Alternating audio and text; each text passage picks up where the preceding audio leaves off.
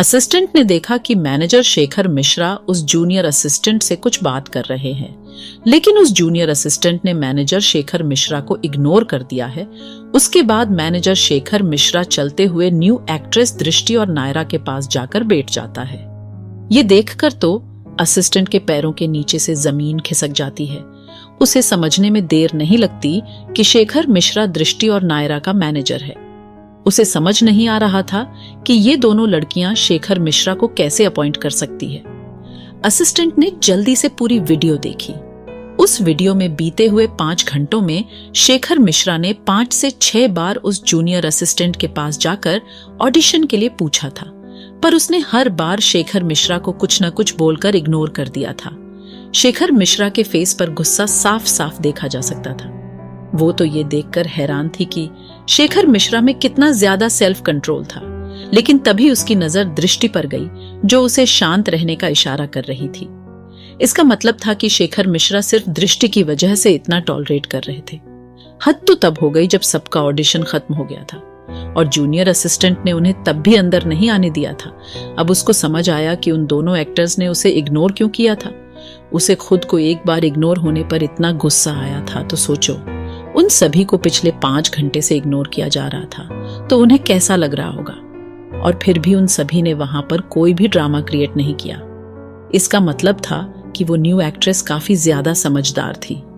अब उस असिस्टेंट ने जल्दी से डायरेक्टर के पास जाकर हड़बड़ाते हुए सारी बात बताई और उन्हें कुछ वीडियो क्लिप भी दिखाई।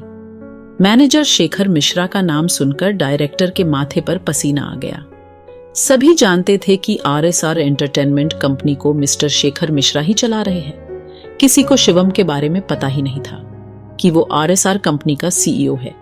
डायरेक्टर और उसकी पूरी टीम असिस्टेंट की बात सुनकर परेशान हो गई थी। उनकी वजह से आज इतने बड़े आदमी की इंसल्ट हुई थी। डायरेक्टर का गुस्सा 7वें आसमान पर पहुंच गया था। वो अपनी जगह से खड़ा हुआ। उसके साथ उसकी पूरी टीम थी। वो जल्दी से उस ऑडिशन हॉल से बाहर गए।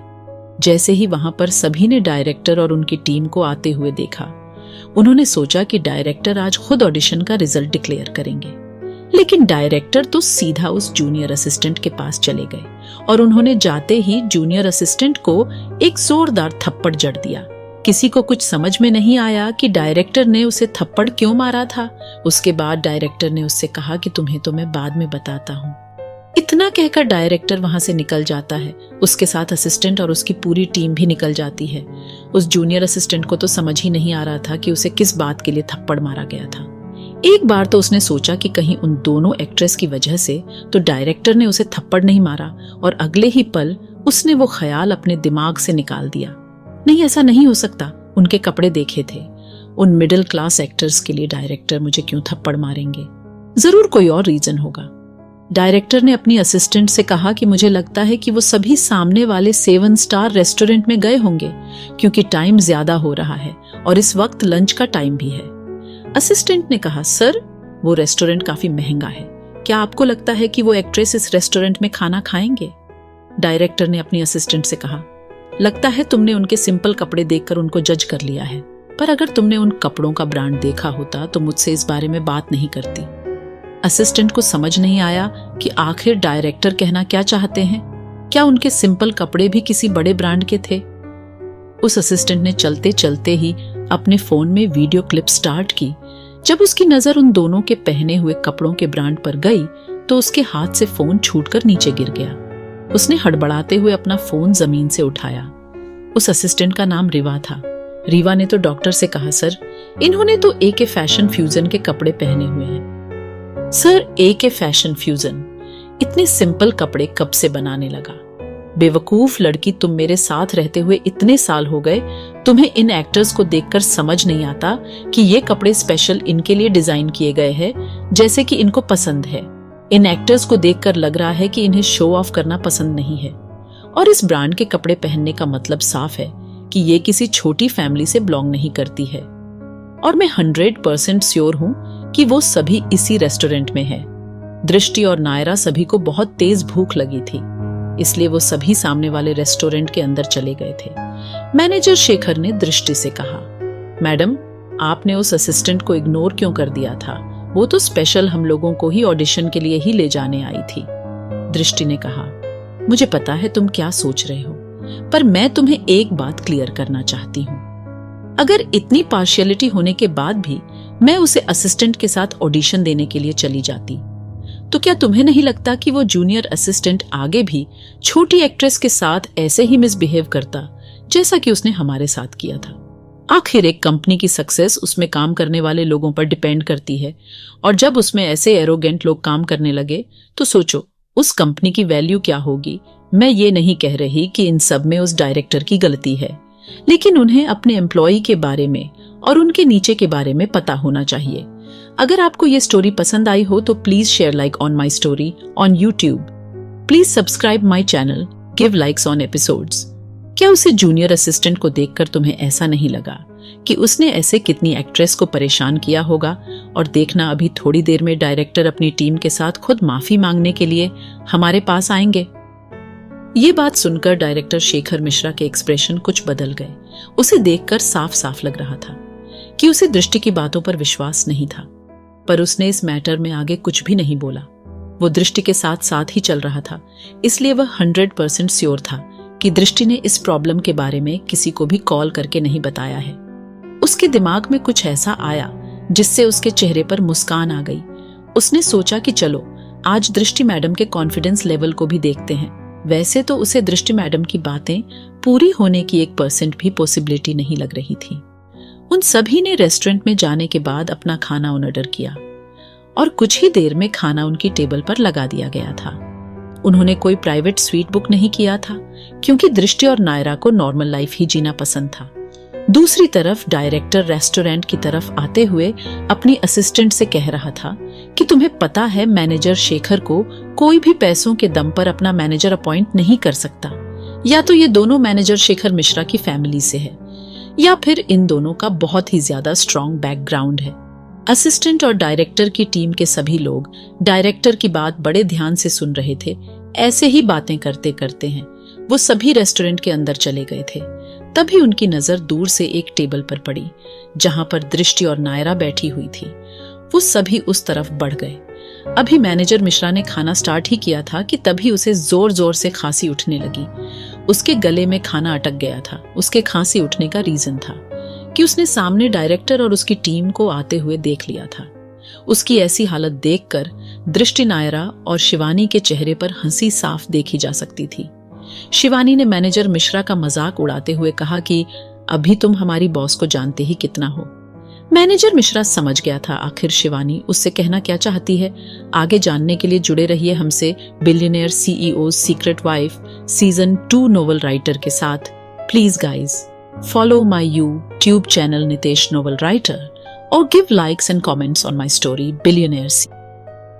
वो डायरेक्टर उस जगह पर आ गया था जहां पर वो सभी बैठे हुए थे। डायरेक्टर ने बड़े रिस्पेक्ट के साथ उनसे कहा कि मिस दृष्टि और मिस नायरा, सॉरी फॉर इनकॉन्वीनियंट। मुझे नहीं पता था कि वो जूनियर असिस्टेंट इस हद तक एक्ट्रेस को परेशान करता होगा।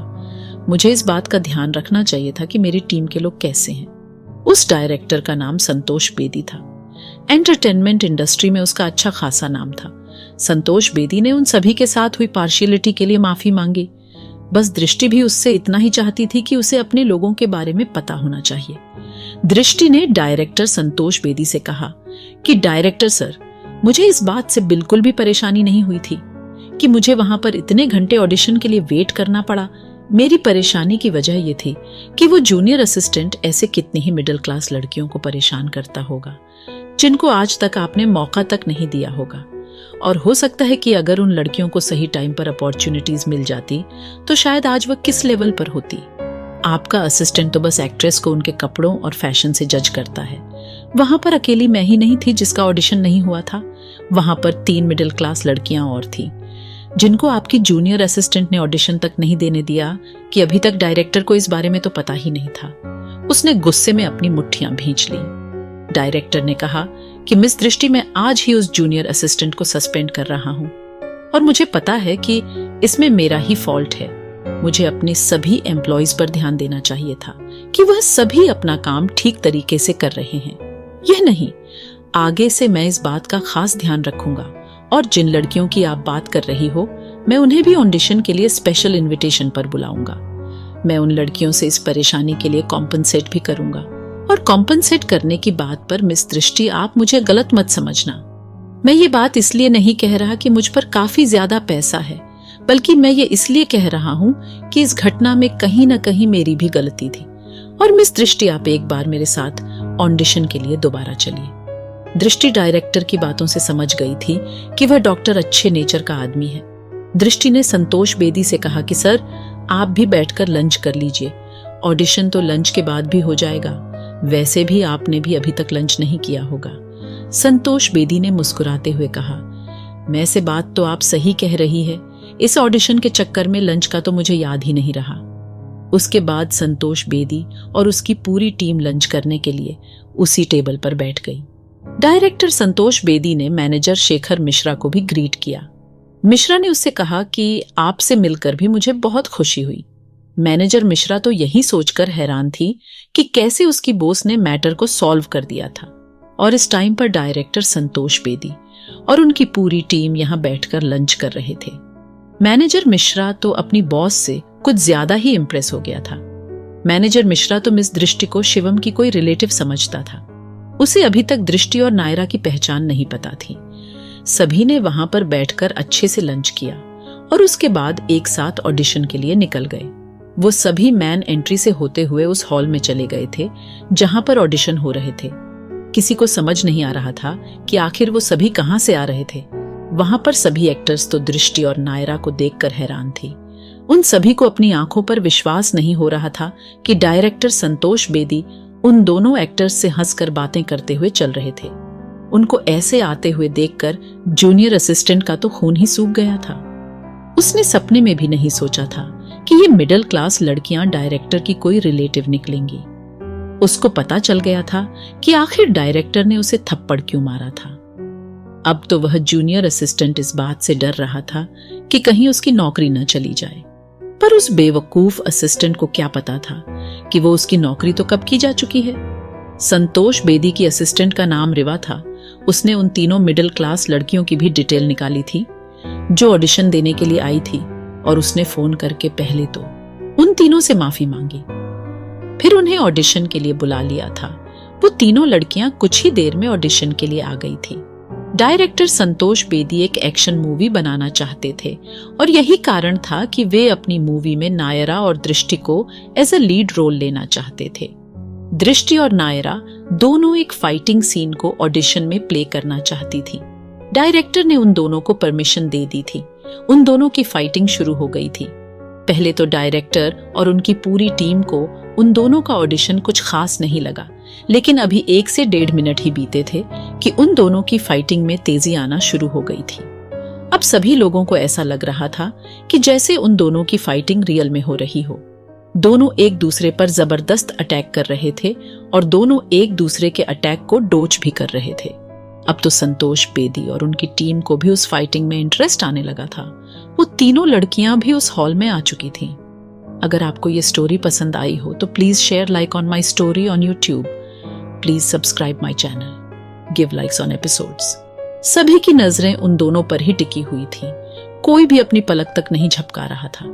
अब उन दोनों ने फाइटिंग उस लेवल पर शुरू कर दी थी जो कि एक रेसलिंग रिंग में ही होती थी। संतोष बेदी की हैरानी का तो कोई ठिकाना ही नहीं था। वो तो पहली बार 2 लड़कियों को इतनी परफेक्ट फाइटिंग करते हुए देख रहे थे। नायर ने जंप लगाकर दृष्टि पर अपनी किक का वार किया। दृष्टि ने भी उसकी किक को अपने हाथों से रोक दिया था। उसके पैर से दृष्टि थोड़ी पीछे हुई और उसने हवा में ही नायर को अपनी स्ट्रेंथ से 10 फीट ऊपर उछाल दिया था। ये देखकर तो सभी अपनी जगह पर खड़े हो गए थे। उन्हें तो विश्वास ही नहीं हो रहा था कि एक दुबली पतली सी लड़की दूसरी लड़की को इतनी ऊपर हवा में कैसे उछाल सकती है। उन्हें तो ये भी डर लग रहा था कि कहीं नायरा को इतनी ऊपर उछलने से कोई चोट न लग जाए। सभी के माइंड में अलग अलग बात चल रही थी कि तभी उन्होंने देखा कि नायरा ने हवा में ही टर्न होकर दोबारा दृष्टि पर अटैक कर दिया है। उन लोगों को तो यही लग रहा था कि जैसे कि वो सभी कोई एक्शन मूवी देख रहे हो। दृष्टि भी उसे दोबारा अटैक करते देखकर 2 कदम पीछे हट गई, जिससे नायरा की किक सीधे जमीन में लगी और जमीन पर लगा मार्बल तेज क्रैक की आवाज के साथ टूट गया था। ये देखकर तो डायरेक्टर और उसकी पूरी टीम का गला ही सूख गया था। वो तो यही सोच रहे थे कि आखिर नायरा कितनी पावरफुल है और ये किक दृष्टि को लग जाती तो क्या होता। उसने अपनी एक किक से ही उस फर्श का मार्बल तोड़ दिया था। दृष्टि ने नायरा की तारीफ करते हुए उससे कहा, तुम काफी अच्छा फाइट करना सीख गई हो। अच्छा, अब मैं भी तो देखूं कि तुम्हारा डिफेंस कैसा है। इतना सुनते ही नायरा डर गई थी। उसने अपने आप से ही कहा, नायरा बेटा, आज तो तू गई। अब दृष्टि ने अपनी फाइटिंग स्किल दिखाना शुरू किया। दृष्टि को पता था कि नायरा उसके एक भी अटैक को नहीं झेल पाएगी, इसीलिए उसने अपनी स्ट्रेंथ का 20% ही यूज किया था। पर फिर भी दृष्टि की स्पीड इतनी ज्यादा थी कि उसके हाथ पैरों की मूवमेंट को देखना सबके लिए मुश्किल हो रहा था। अब नायरा भी उसकी स्पीड देखकर घबरा गई थी। दृष्टि ने स्पीड से दौड़कर एकदम से हवा में जंप लगा दी। उसने कुछ ही सेकंड में 8 फीट ऊंची जंप हवा में लगा दी थी, जिसे देखकर पूरी टीम हैरान रह गई थी।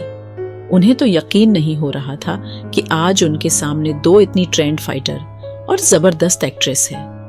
नायरा दृष्टि को अटैक करता देख जल्दी से 4-5 कदम पीछे हट गई थी। जैसे ही दृष्टि के पैर जमीन पर पड़े, उस होल का पूरा मार्बल टूट गया था और मार्बल टूटने की आवाज सभी के कानों को चीर कर निकली थी। संतोष बेदी ने आज तक ऐसा कुछ नहीं देखा था। वो तो इस बात से ही हैरान था कि जो वह देख रहा है क्या वह सच भी है या वो कोई सपना देख रहा है। मिस्टर RSR भी हिमांशी को अपने साथ लेकर RSR मैंसन में आ गया था। क्या दृष्टि और नायरा ऑडिशन में सिलेक्ट हो पाएंगे? क्या दृष्टि हिमांशी को मैनेज कर पाएगी? हिमांशी के आने से दृष्टि की मुसीबत बढ़ने वाली तो नहीं है? क्या रुद्र को पता चल पाएगा कि दृष्टि ही डॉक्टर राधिका है?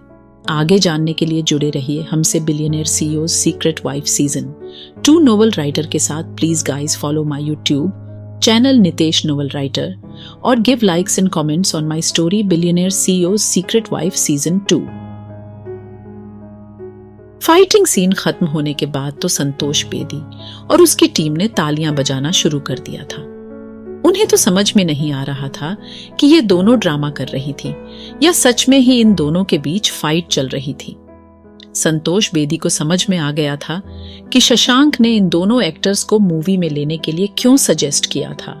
संतोष बेदी की खुशी की कोई सीमा ही नहीं थी। उसे पता था उसकी आने वाली फिल्म सारे रिकॉर्ड तोड़ने वाली है। संतोष बेदी की टीम और असिस्टेंट रोशनी ने भी उन दोनों की फाइटिंग देखी थी। असिस्टेंट रिवा तो यही सोच रही थी कि अगर इन दोनों को उसे जूनियर असिस्टेंट पर गुस्सा आ जाता तो उस बेचारे का क्या हाल होता। उसने भी दौड़कर उन दोनों से कहा, मैडम, मैं तो आप दोनों की बिग फैन बन गई हूँ। क्या आप दोनों मुझे अपना ऑटोग्राफ दे सकती है? दृष्टि और नायरा दोनों को ऑटोग्राफ देने की आदत नहीं थी। दृष्टि ने कहा, क्या आप सच में हम दोनों का ऑटोग्राफ लेना चाहती हैं? रोशनी ने हाँ में सिर हिला दिया। तभी संतोष बेदी ने कहा, ये ऑटोग्राफ तो तुम बाद में भी लेते रहना। पहले जो कॉन्ट्रैक्ट साइन का प्रोसीजर है उसे पूरा करो मिस दृष्टि और मिस नायरा। दोनों हमारी मूवी की मेन लीड होंगी और इस मूवी में एक्टर के लिए कुछ सुपरस्टार्स से मेरी बात चल रही है। जैसे ही मेल एक्टर का नाम कंफर्म हो जाएगा, इस बारे में आप दोनों को बता दिया जाएगा। डायरेक्टर संतोष बेदी ने कहा कि क्या तुम दोनों की कोई ऐसी डिमांड है जो मैं पूरी कर सकूं? दृष्टि ने कहा कि हम दोनों मूवी में कोई भी किसिंग सीन नहीं देंगे और न ही किसी एडल्ट और रोमांटिक सीन को नहीं करेंगे। संतोष बेदी ने मुस्कुराते हुए कहा, तो फिर डील डन। रोशनी दृष्टि के अकॉर्डिंग ही कॉन्ट्रैक्ट को बनाकर ले आई थी और कुछ ही देर में दोनों ने कॉन्ट्रैक्ट साइन कर दिया था। उसके बाद दोनों वहां से बाहर निकल गई थी। उन्हें देखकर कुछ सेलिब्रिटी फिर से उनका मजाक बनाने लगी, पर उन दोनों ने इन बेवकूफ सेलिब्रिटी की बातों पर कोई ध्यान नहीं दिया और वहां से शिवानी और शेखर मिश्रा के साथ निकल गई। शेखर मिश्रा को जब पता चला कि वे दोनों मूवी के लीड रोल के लिए सिलेक्ट हो गई है तो वह बहुत खुश हुआ। उसकी नजरों में सबसे बड़ी बात यह थी कि उसके बॉस शिवम की रिलेटिव होने के बाद भी उन दोनों ने शिवम से कोई अप्रोच नहीं लगवाई थी और इस बात पर मैनेजर मिश्रा उन दोनों से इम्प्रेस हो गया था। पहले तो उसे भी लगा था कि इन न्यू एक्ट्रेस का मैनेजर बनाकर शिवम ने उसके साथ ठीक नहीं किया, पर उन दोनों एक्टर्स ने अपनी मेहनत से ये रोल हासिल किया था। दृष्टि और नायरा ने मैनेजर मिश्रा को RSR एंटरटेनमेंट में छोड़ दिया था और उसके बाद वो सभी RSR मेंशन आ गई थी। नक्श सभी को मिठाई खिला रहा था। उसने इस बार कॉलेज में टॉप किया था। रेखा जी तो नक्श की कामयाबी से बहुत खुश थी। नक्श के दादाजी जयवर्धन ने भी उसको प्राइवेट कांटेक्ट नंबर से कॉल करके उसे बधाई दी थी। ये प्राइवेट नंबर RSR ने ही जयवर्धन के लिए अवेलेबल कराया था। दृष्टि भी अपने भाई के लिए बहुत खुश थी। शाम का समय हो गया था। RSR और विक्रम दोनों हिमांशी को लेकर आ गए थे। RSR ने सभी से हिमांशी का इंट्रोडक्शन कराया। थोड़ी देर में हिमांशी भी सभी के साथ घुल मिल गई थी। उसे भी नक्श के बारे में पता चला। वो तो ये सोचकर हैरान थी कि यह लड़का कितना इंटेलिजेंट है। हिमांशी तो उन क्यूट बच्चों को देखकर हैरान रह गई थी। देवांशी की यह खूबी सबसे बड़ी थी कि वह अपनी छोटी छोटी हरकतों से सबका ध्यान अपनी तरफ अट्रैक्ट कर ही लेती थी। सभी डिनर करने के बाद अपने अपने रूम में चले गए थे। आज देवांशी और देवांश दोनों दृष्टि के रूम में सोने के लिए चले गए थे। देवांशी का जहां पर मन करता था वह वहीं पर सोती थी। आज तो रुद्र पूरा रोमांटिक मूड में था, पर देवांशी ने उसका सारा प्लान खराब कर दिया था। अगली सुबह RSR ने हिमांशी का एडमिशन दिल्ली के प्राइवेट मेडिकल कॉलेज में करा दिया था। अगर RSR कुछ करना चाहे तो भला उसे कौन रोक सकता था। और यही रीजन था कि हिमांशी का एडमिशन दिल्ली के मेडिकल कॉलेज में हो गया था। सभी अपने अपने कामों में लग गए थे। दृष्टि और नेहरा की शूटिंग भी जल्दी ही स्टार्ट हो गई थी। धीरे धीरे वह कब गुजर गया पता ही नहीं चला। पूरे 1.5 साल बीत गए थे। शिवानी और शिवम का रिश्ता भी काफी आगे बढ़ गया था। हिमांशी और रोहन की अच्छी फ्रेंडशिप हो गई थी। हिमांशी डॉक्टर राधिका के साथ अब तक 5 सर्जरी में इन्वॉल्व हो गई थी। अभी तक उसे ये तो पता ही नहीं था कि डॉक्टर राधिका की असिस्टेंट डॉक्टर नियति है। बच्चों का admission international kids play school में करा दिया गया था। वो स्कूल RSR ने अपने बच्चों के लिए ही ओपन किया था। नैन्सी और आदित्य के यहाँ एक बेबी गर्ल और अक्षिता और आरव को बेबी बॉय हुआ था। दोनों 1 साल के हो गए थे। उनके बच्चों की एज में 2 दिन का डिफरेंस था। उनका नाम ईवा और अर्श रखा था। नवीन और कीर्ति का बेबी बॉय 9 मंथ का हो गया था। उसका नाम तन्मय रखा था। सभी लोग अपने पोते पोतियों के साथ बहुत खुश थे। हर्ष और हर्षिता बड़े और समझदार हो गए थे। डॉक्टर RK और डॉक्टर अनीता ने अपने हॉस्पिटल की एक और फ्रेंचाइज ओपन कर ली थी। पिछले 1.5 साल में रुद्र में काफी चेंज आ गया था। वो अपनी फैमिली के साथ रुद्र ही बनकर रहता था।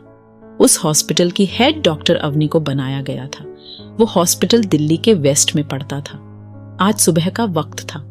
दृष्टि अपनी मूवी की शूटिंग से फ्री हो गई थी।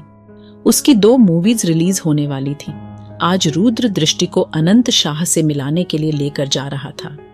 ये सरप्राइज उसने स्पेशल दृष्टि के लिए ही रखा था। वो दोनों बस स्टैंड वाले हाईवे से जा रहे थे। तभी दृष्टि की नजर एक 20 साल की लड़की पर पड़ती है जो देखने में बिल्कुल शिवम जैसी लग रही थी। वो बस स्टैंड पर खड़ी हुई थी और उसकी आंखों से आंसू बह रहे थे। अगर आपको ये स्टोरी पसंद आई हो तो please share like on my story on YouTube. Please subscribe my channel, give likes on episodes. उसको देखकर ऐसा लग रहा था कि जैसे वो कितने दर्द में हो। दृष्टि को समझने में देर नहीं लगी कि ये लड़की रुद्र की स्टेप सिस्टर है।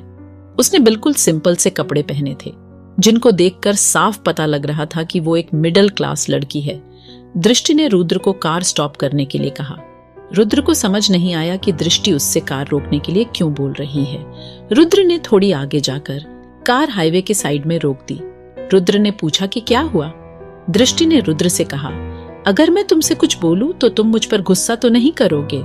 रुद्र ने मुस्कुराते हुए उससे कहा कि मेरी डार्क बटरफ्लाई, मैंने आज तक तुम पर गुस्सा किया है। दृष्टि ने कहा कि बस स्टैंड पर एक 20 साल की लड़की खड़ी है। रुद्र उसकी बात बड़े ध्यान से सुन रहा था। दृष्टि ने आगे कहा कि उसके फेस एक्सप्रेशन बिल्कुल शिवम की तरह ही है।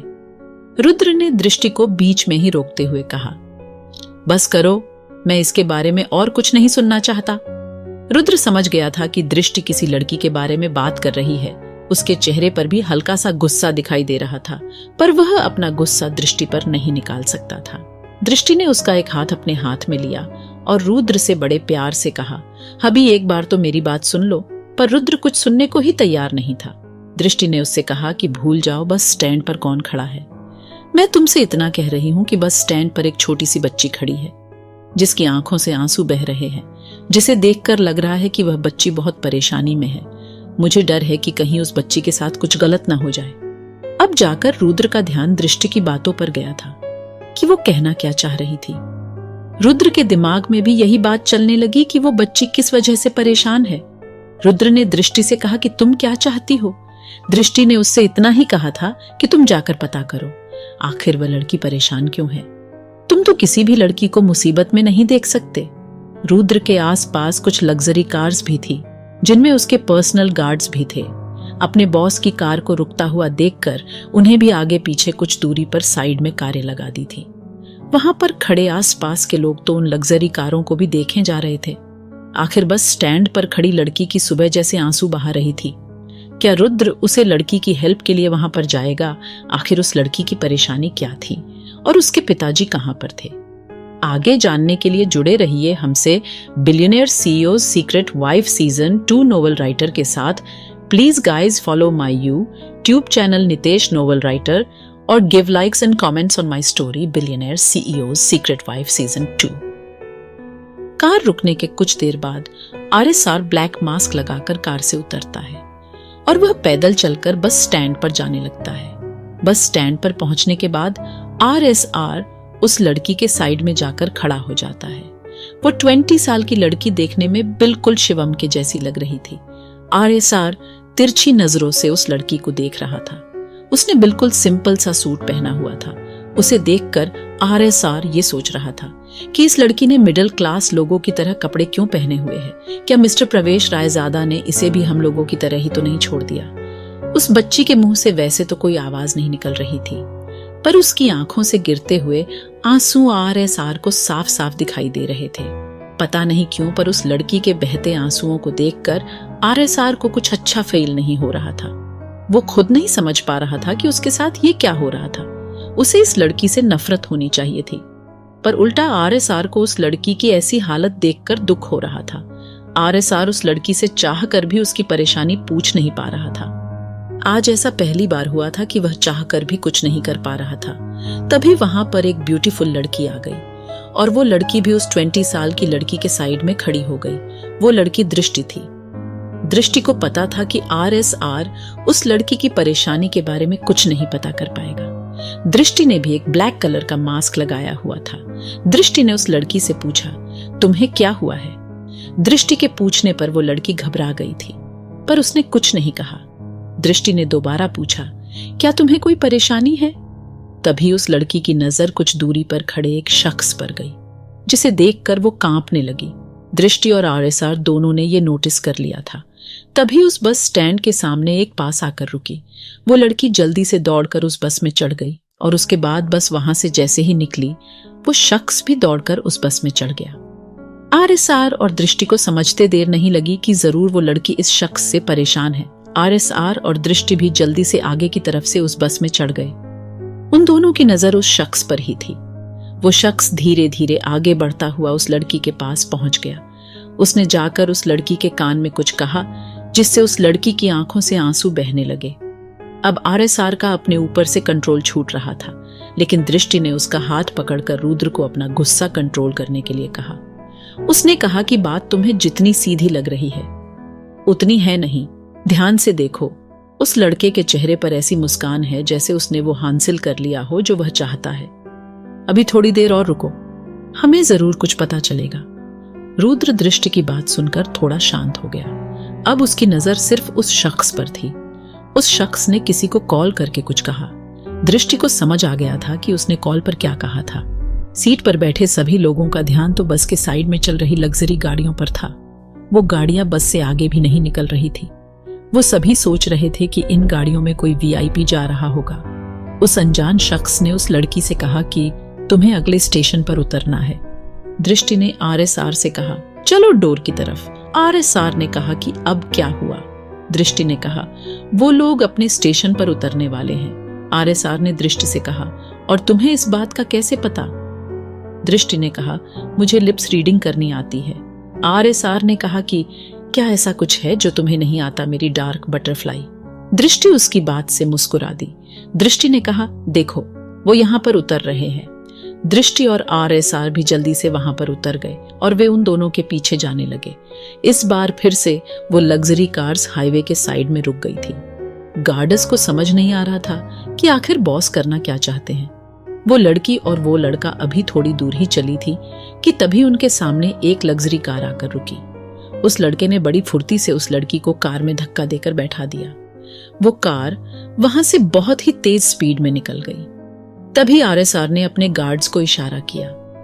कुछ ही सेकंड में लग्जरी गाड़ियां आरएसआर के सामने आकर रुकी। इस बार आरएसआर ड्राइविंग सीट पर बैठा और दृष्टि भी उसके साथ आगे बैठ गई और आरएसआर ने बहुत ही स्पीड में कार उस हाईवे पर दौड़ाई। उस कार के पीछे 20 के आसपास लग्जरी कारें चल रही थी। आरएसआर की कार कुछ ही मिनट में उस कार के पास पहुंच गई थी। आरएसआर ने एकदम से अपनी कार को उस कार के आगे लगा दिया, जिससे उस कार ड्राइवर को इमरजेंसी ब्रेक लगाने पड़े। तभी उस कार से एक 35 साल का मिडिल एज आदमी निकलकर बाहर आया। आरएसआर भी अपनी कार से निकल चुका था। दृष्टि कार में ही बैठी हुई थी। उस आदमी ने आरएसआर के पास आकर कहा, बेवकूफ आदमी, तुम्हारी प्रॉब्लम क्या है? उस आदमी के हाथ में गन थी। आरएसआर ने उस आदमी की बात का कोई जवाब नहीं दिया और वो आगे चलकर उस कार के पास जाने लगा। तभी उस आदमी ने कहा, अगर तुमने आगे कदम बढ़ाया तो मैं तुम्हें शूट कर दूंगा। लेकिन आरएसआर उस आदमी की वार्निंग के बाद भी नहीं रुका। वो आदमी आरएसआर को शूट करने ही वाला था कि तभी वहां पर बहुत सारी लग्जरी गाड़ियां आ गईं और उनमें से सभी बॉडीगार्ड जल्दी से बाहर निकले। उन सभी के वेपन्स को देखकर वो आदमी घबरा गया। तभी एक आदमी ने कहा कि अपनी गन को जमीन पर फेंको और अपने घुटनों पर बैठ जाओ, नहीं तो हम तुम्हें शूट कर देंगे। अगर आपको ये स्टोरी पसंद आई हो तो please share like on my story on YouTube. Please subscribe my channel, give likes on episodes. उस आदमी ने जल्दी से अपनी गन को दूर फेंका और अपने घुटनों पर बैठ गया। वो अनजान शख्स भी कार से बाहर निकल गया था। जब उसने भी वहां का नजारा देखा तो उसकी आंखें फटी की फटी रह गईं। आरएसआर उस आदमी के सामने पहुंच चुका था। आरएसआर ने खींचकर उस आदमी को एक जोरदार थप्पड़ जड़ दिया। आरएसआर ने जल्दी से कार का डोर ओपन किया तो उसमें वो लड़की डरी सहमी सी अपने घुटने मोड़कर बैठी थी। उसने रोते हुए आरएसआर से कहा, मेरे पापा के ठीक होने के बाद मैं तुम्हारे सारे पैसे लौटा दूंगी। प्लीज उन्हें छोड़ दो, मेरे अलावा उनका ख्याल रखने वाला कोई नहीं है। आरएसआर ने कहा, क्या हुआ है तुम्हारे पिताजी को? उस बच्ची ने डरते हुए कहा, वो बस थोड़े मेंटली डिस्टर्ब है। मुझे सैलरी मिलते ही मैं आपके 10,000 रुपये लौटा दूंगी। अब उस लड़की ने थोड़ी हिम्मत करके कहा, तुमने पहले ही हमारा विला धोखे से हमसे छीन लिया है, अब तुम्हें और क्या चाहिए? आरएसआर ने कहा, अब तुम कहां पर रहती हो? उस लड़की ने डरते हुए कहा, मैं तुम्हें कुछ नहीं बताऊंगी। वो पहले से ही बहुत परेशान हैं और तुम उन्हें और दुखी करना चाहते हो। आरएसआर ने कहा, तुम पहले इस कार से बाहर निकलो। उस लड़की ने कहा, मैंने कहा ना मैं आपके सारे पैसे लौटा दूंगी, फिर तुम उन्हें छोड़ क्यों नहीं देते? आरएसआर ने कहा, अब तुम्हें कोई परेशान नहीं करेगा, ये तुम्हारे भाई का तुमसे प्रॉमिस है। उस लड़की ने हकलाते हुए कहा, सब ऐसे ही कहते हैं। आरएसआर ने कहा, पहले तुम इस कार से बाहर निकलो और अब तुम्हें कोई कुछ नहीं कहेगा। वो लड़की डरते हुए कार से बाहर निकली। उसने डरते हुए कहा, मुझे यहां से जाने दो। आरएसआर ने कहा, पहले ये बताओ कि ये लोग कौन है? आरएसआर ने उन आदमियों की तरफ इशारा करते हुए कहा, ये दोनों कौन है? लड़की ने हल्का सा सिर उठाकर देखा तो वो दोनों आदमी घुटनों के बल बैठे हुए थे। वहां पर आरएसआर के बहुत सारे पर्सनल गार्ड खड़े थे, जिससे वो लड़की और ज्यादा डर गई थी। आगे जानने के लिए जुड़े रहिए हमसे billionaire CEO secret wife season 2 novel writer के साथ। Please guys follow my YouTube channel novel writer और give likes and comments on my story billionaire CEO secret wife season 2। उस लड़की ने कहा, मुझे पता है कि ये तुम्हारे ही आदमी है, पर तुम ऐसा दिखाना चाहते हो कि जैसे इनसे बचाकर तुम मेरी हेल्प कर रहे हो, लेकिन मेरे सामने ये सब ड्रामे नहीं चलेंगे। मुझे पता है कि उस दिन हॉस्पिटल में भी तुम ही ने वो 10,000 रुपये दिए थे ताकि मैं तुम्हारे झांसे में फंस सकूं। उसकी बातें सुनकर आरएसआर के चेहरे पर मुस्कान आ गई। आरएसआर ने कहा, तुम्हें जो सोचना है वो सोच सकती हो, बस मुझे एक सवाल का जवाब दे दो। ये लड़का जो तुम्हें बस में परेशान कर रहा था, इसने तुमसे क्या कहा था? उस लड़के की बात याद आते ही वो लड़की फिर रोने लगी। उसने रोते हुए देखा, तुमने जो चाहिए था वो मुझसे ले सकते हो, पर मेरे पापा को छोड़ दो, उनकी कंडीशन बिल्कुल भी ठीक नहीं है। अब आरएसआर को कुछ कुछ बातें समझ आ रही थी। उसने लड़की से कहा, पहले तुम रोना बंद करो और ये बताओ क्या इस लड़के ने तुम्हें ब्लैकमेल किया था? आरएसआर ने एक लड़के की तरफ इशारा करते हुए कहा। उस लड़की ने एक वर्ड भी नहीं बोला। और बस उस लड़के की तरफ देखकर आंसू बहाने लगी। रुद्र पर उस रोती हुई लड़की के आंसू देखे नहीं जा रहे थे। रुद्र ने कहा, क्या इन्होंने तुम्हारे पापा को जान से मारने की धमकी दी है? वैसे तो वो लड़की RSR पर भी भरोसा नहीं कर रही थी, पर फिर भी उस लड़की ने हिम्मत करते हुए हाँ में सिर हिला दिया। वो लड़का और वो आदमी सोच रहे थे कि आखिर ये कौन है जो इस मैटर में अपनी टांग अड़ा रहा है। उस लड़के ने अभी इतना ही कहा था कि तुम हमें जानते नहीं हो, कि तभी RSR ने अपने पीछे से एक गन निकाली और सीधा उस लड़के की तरफ एम करके शूट कर दिया। बुलेट उस लड़के के पेट में लगी थी। कुछ सेकंड तक वो लड़का शॉक में ही था और कुछ सेकंड बाद वो लड़का करहाता हुआ जमीन पर गिर गया था। ये सीन देखकर उस आदमी की पैंट गीली हो गई थी। उस लड़की का नाम पूर्वी था। उसने पहली बार अपनी लाइफ में ऐसा सीन देखा था जिसे देखकर वह बहुत ज्यादा डर गई थी।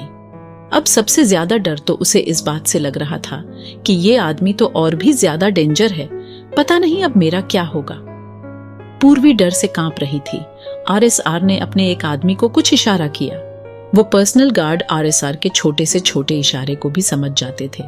उसके 2 गार्ड्स ने उस आदमी को पीछे से पकड़ा और उसे ले जाकर RSR के सामने खड़ा कर दिया। मिस्टर RSR ने उस आदमी से कहा कि प्रवेश कहां पर है। ओस ब्लैक मास्क पहने आदमी के मुंह से अपने पापा का नाम सुनकर वो लड़की और ज्यादा डर गई थी। उसे समझ नहीं आ रहा था कि अगर ये आदमी इन लोगों के साथ नहीं है तो इसे मेरे पापा के बारे में कैसे पता है। उस आदमी ने कांपते हुए RSR से कहा, बॉस, मुझे तो बस इस लड़की को होटल रेड नाइट के रूम नंबर 11 में छोड़ने के लिए बोला था। इससे ज्यादा मुझे कुछ नहीं पता। उस आदमी को देखकर RSR के चेहरे पर मुस्कान आ गई। तभी RSR के गार्ड ने उस आदमी के पैर में बुलेट शूट कर दी। वो आदमी दर्द से चीख उठा।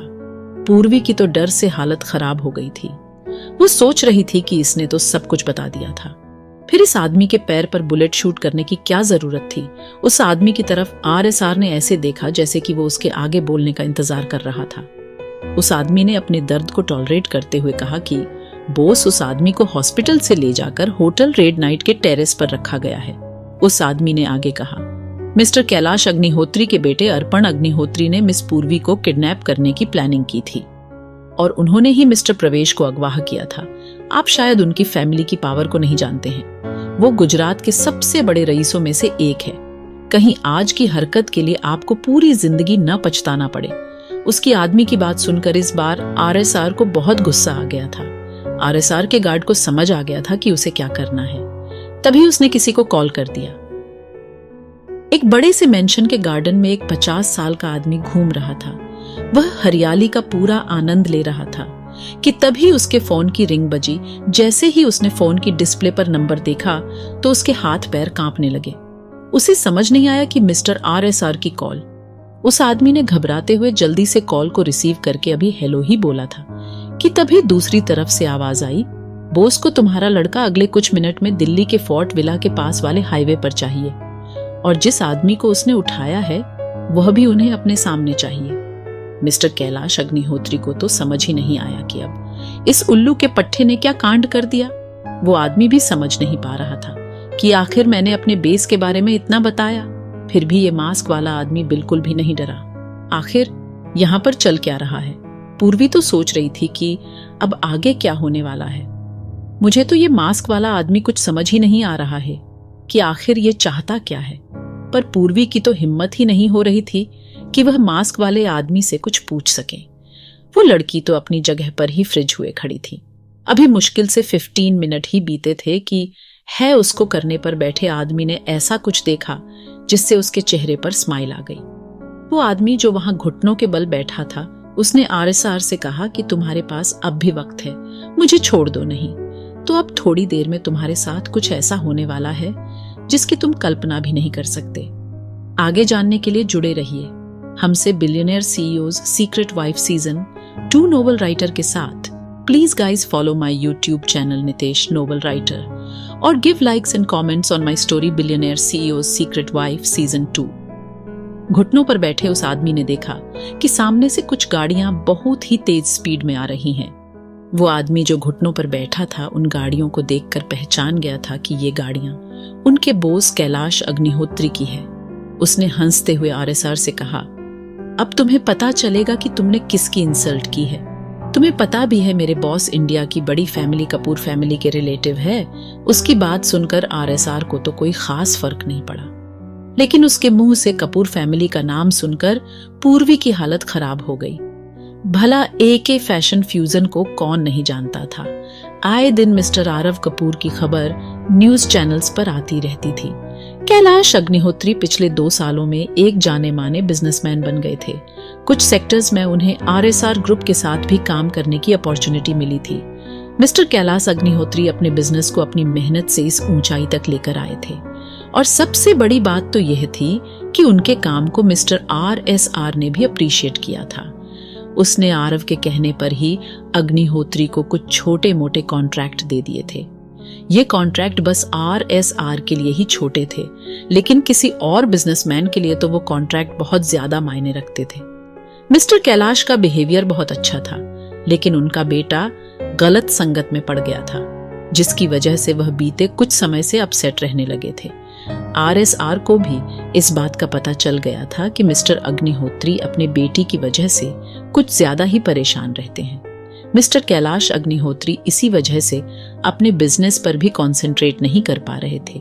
से 6 लग्जरी गाड़ियां वहां पर आकर रुकी। इन गाड़ियों को देखकर उस आदमी का कॉन्फिडेंस कुछ ज्यादा ही बढ़ गया था, जो वहां पर घुटनों के बल बैठा हुआ था।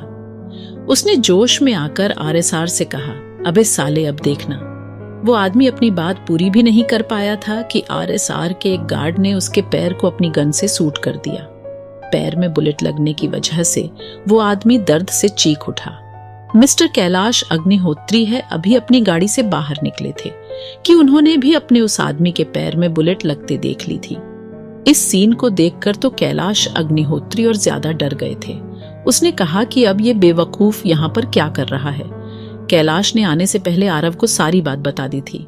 कैलाश अग्निहोत्री को देखकर पूर्वी ने सोचा, अब तो कपूर फैमिली भी इस मैटर में इन्वॉल्व हो गई है। अब मैं अपने पापा को कैसे बचा पाऊंगी। ये मास्क वाला आदमी पता नहीं मेरे लिए इतनी मुसीबत क्यों खड़ी कर रहा है। अब उसे ये तो यकीन हो गया था कि वह उन आदमियों के साथ नहीं है, पर उसे यह समझ नहीं आ रहा था कि वो उसके पापा को कैसे जानता था। कहीं वह भी तो कोई अपना पुराना हिसाब करने के लिए उसके पीछे नहीं आया है। पर वो ये बात कैसे कंफर्म कर सकती थी। पूर्वी ने अपने कांपते हाथों को जोड़ा और आरएसआर से कहा कि आप मुझे अकेला छोड़ दीजिए और यहाँ से जाइए। मुझे नहीं पता कि अब वो मेरे पापा का क्या हाल करेंगे। पता नहीं इस समय वो कैसे होंगे। उन्होंने कल रात से दवाएं भी नहीं ली होगी। सर, मैं आपसे रिक्वेस्ट करती हूँ कि आप यहाँ से चले जाएं। उसकी आंखों से फिर से आंसू बहने लगे थे। आरएसआर अपने मन में ही सोच रहा था कि इसको भी उसके बाप की वजह से इतनी सी उम्र में कितना दुख झेलना पड़ रहा है। इन सब में इस बच्ची की क्या गलती थी। पूर्वी को देखकर आरएसआर को किसी भी तरह का गुस्सा नहीं आ रहा था, बल्कि उसे तो उस मासूम सी बच्ची को इतने दुख में देखकर दिल में एक अलग ही दर्द उठ रहा था। चाहे वो उसकी सौतेली बहन नहीं क्यों ना हो, पर थी तो उसकी बहन ही। उसका भी उससे खून का रिश्ता तो था ही। आरएसआर ने उस लड़की से कहा, पहले तो तुम रोना बंद करो और अभी थोड़ी देर में तुम्हारे पापा तुम्हारे सामने होंगे। अग्निहोत्री को अपने सामने देखकर वो आदमी दर्द से चिल्लाता हुआ बोला, बोस देखो, इस आदमी को इसने मेरे पैर में बुलेट मार दी है। मैंने इसे आपके बारे में वार्निंग दी थी, पर फिर भी इसने मुझे नहीं छोड़ा और मेरे साथ बहुत बुरा व्यवहार किया। बोस, आप इस आदमी को छोड़ना मत। अभी वो आदमी इतना ही बोल पाया था कि कैलाश अग्निहोत्री ने उसके पास जाकर उसे जोर से खींचकर 2 थप्पड़ जड़ दिए। वह आदमी अर्पण अग्निहोत्री का असिस्टेंट था। उसका नाम करण था। उसे तो अपनी आंखों पर विश्वास ही नहीं हो रहा था कि उसके बॉस ने उसे थप्पड़ मारा था। अभी वह इस बारे में सोच रहा था कि तभी कैलाश अग्निहोत्री ने उससे कहा कि तुम क्या बोले जा रहे थे। तुम्हें पता है कि इस समय तुम किसके सामने खड़े हो। उस बेवकूफ असिस्टेंट ने सोचा कि कैलाश अग्निहोत्री अपनी बात कर रहा है। उस असिस्टेंट ने जल्दी से कैलाश अग्निहोत्री से कहा, बॉस, अगर मैंने आपसे ऊंची आवाज में बात की तो उसके लिए सॉरी, पर बॉस, आप उस आदमी को मत छोड़ना जिसने मेरा यह हाल किया है। और बॉस, वो तो शायद मिस्टर अर्पण को भी नहीं छोड़ने वाले। तभी कैलाश अग्निहोत्री ने उसकी बात बीच में रोकते हुए कहा, बेवकूफ आदमी, मैं अपनी बात नहीं कर रहा। मैं उस आदमी की बात कर रहा हूं जिसने तुम्हारी ये हालत की है। तुम जानते भी हो उस आदमी का नाम क्या है। और वह कौन है, उसकी पहचान क्या है। उस असिस्टेंट को समझ नहीं आ रहा था कि उसके बॉस किस बारे में बात कर रहे हैं। क्या इनका मतलब कहने का ये है कि वो मास्क वाला आदमी हमसे भी ज्यादा पावरफुल है? ऐसा कैसे हो सकता है?